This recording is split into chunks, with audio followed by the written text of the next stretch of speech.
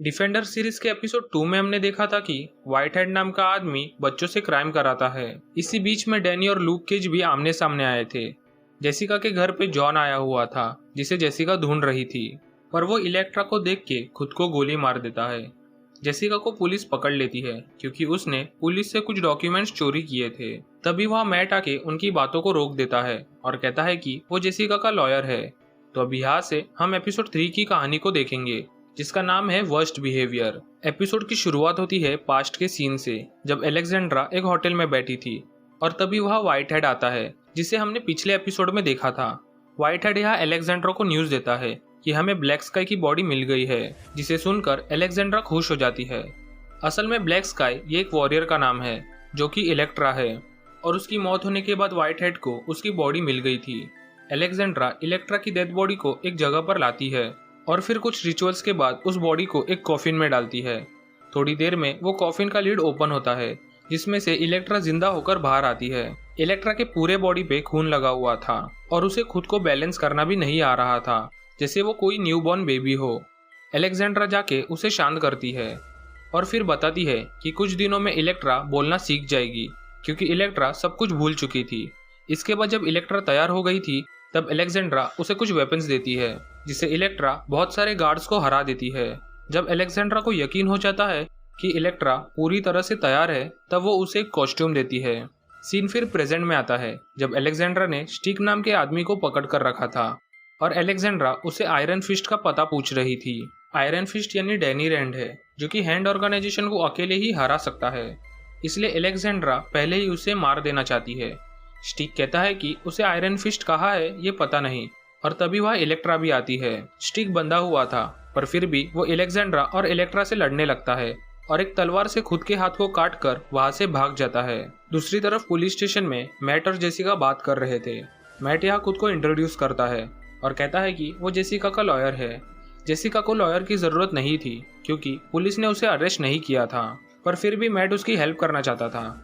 पर फिर भी जेसिका मैट को वही छोड़कर पुलिस स्टेशन से चली जाती है और फिर जॉन के घर पर जाती है जहां उसे उसकी वाइफ मिलती है। जेसिका उसे जॉन के मौत के बारे में बताती है और कहती है कि वो आगे भी इन्वेस्टिगेशन शुरू रखेगी। इसके बाद जेसिका बाहर जाती है जहां में दिखता है कि मैट उसका पीछा कर रहा था, इसलिए वो छुपके से मैट के फोटो क्लिक करती है। वहां से जेसिका एक ऑफिस में जाती है जहाँ जॉन पहले बिल्डिंग के डिजाइनिंग का काम करता था। यहाँ से जेसिका को पता चलता है कि जॉन ने पहले भी मिडलैंड सर्कल फाइनेंशियल नाम की बिल्डिंग को डिजाइन किया है। इस नाम को याद रखना क्योंकि ये बिल्डिंग आगे जाके इम्पोर्टेंट होने वाली है। इसके बाद हमें ल्यूक दिखता है जो अपने गर्लफ्रेंड क्लेयर के घर पर था और यहाँ वो एक लड़के के बारे में बोलता है जिसने उसे पंच मारा था। यह क्लेयर समझ जाती है कि लूक को ऐसा तगड़ा पंच सिर्फ डैनी मार सकता है, इसलिए वो डैनी और लूक को फिर से मिलाती है। यहाँ दोनों फिर से एक दूसरे से लड़ने लगते हैं, पर क्लेयर और कोलन उन्हें समझाती है कि हमारा दुश्मन एक ही है, इसलिए हमें एक साथ मिलकर काम करना चाहिए।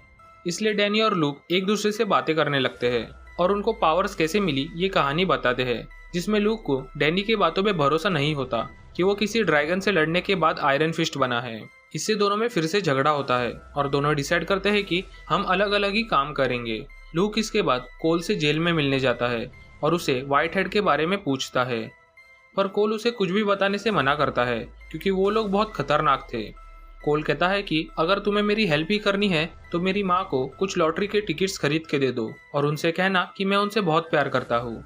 लूक ऐसा ही करता है और कोल की माँ से मिलने जाता है और यह उसे कुछ लॉटरी के टिकट्स देता है जैसे कि कोल ने कहा था। यह उसकी माँ बताती है कि उसके सारे बच्चे मर गए हैं और बस कोल ही बचा है जो उसे बहुत प्यार करता है। लूक को यह एक बॉक्स दिखता है जिसमें पैसों का बंडल था जिसमें मिडलैंड सर्कल फाइनेंशियल का कवर लगा हुआ था। ये वही बिल्डिंग है जिसे मैंने याद रखने बोला था।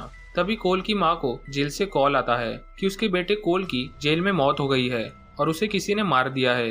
वो लूक को गले लगाकर रोने लगती है क्योंकि अब उसके सारे बच्चे मर गए थे। दूसरी ओर डैनी और कोलन भी हैंड ऑर्गेनाइजेशन के बारे में बात कर रहे थे। डैनी एक बड़े कंपनी का मालिक था और इसलिए वो कहता है कि हैंड ऑर्गेनाइजेशन के बारे में पता करने के लिए वो अपने पोजीशन का फायदा उठाएगा। डैनी अपने कंपनी में जाके हैंड ऑर्गेनाइजेशन के रिकॉर्ड के बारे में पता लगाता है और उसे समझता है कि मिडलैंड सर्कल फाइनेंशियल नाम की बिल्डिंग में हैंड ऑर्गेनाइजेशन के बहुत पैसे पड़े हुए हैं। ये वही बिल्डिंग है जो जेसिका जोन्स और लूक केज को भी पता लगी है। इसी बीच में कोलन जो कि डैनी की दोस्त है वो अपने घर पर थी और तभी वहाँ स्टिक आता है और डैनी के बारे में पूछने लगता है। दूसरी तरफ डैनी फॉर्मल सूट में मिडलैंड सर्कल फाइनेंशियल कंपनी की मीटिंग में जाता है, जहाँ उसे एलेक्जेंड्रा भी मिलती है, जो इसी कंपनी में काम करती थी। डैनी उन सबको धमकी देता है कि हैंड ऑर्गेनाइजेशन की वजह से उसके पेरेंट्स मर गए और अभी वो हैंड ऑर्गेनाइजेशन को बर्बाद करने वाला है। तभी कंपनी के सारे वर्कर जो कि हैंड ऑर्गेनाइजेशन के फाइटर्स थे, वो डैनी पे अटैक करते हैं। डैनी को बचाने वहाँ लूक केज भी आ जाता है और उसे बुलेट से बचा लेता है, क्योंकि लूक की स्किन बुलेट प्रूफ है। नीचे जेसिका भी इस बिल्डिंग में पहुंच जाती है और उसके पीछे मैट भी वहां पहुंच जाता है, जो कि उसका पीछा कर रहा था। जेसिका मैट को चिल्ला रही थी क्योंकि वो उसका पीछा कर रहा था, पर तभी मैट को गन शॉट्स की आवाज आती है। इसीलिए मैट जेसिका का स्कार्फ अपने चेहरे पर लगाकर ऊपर फाइट करने जाता है। वही ऊपर डिफेंडर ग्रुप के चारों सुपर हीरो एक जगह मिलते हैं और यहाँ उनकी एक सिग्नेचर हॉलवे फाइट होती है। इलेक्ट्रा भी वहां पहुंच जाती है, जिससे मैट फाइट करने लगता है।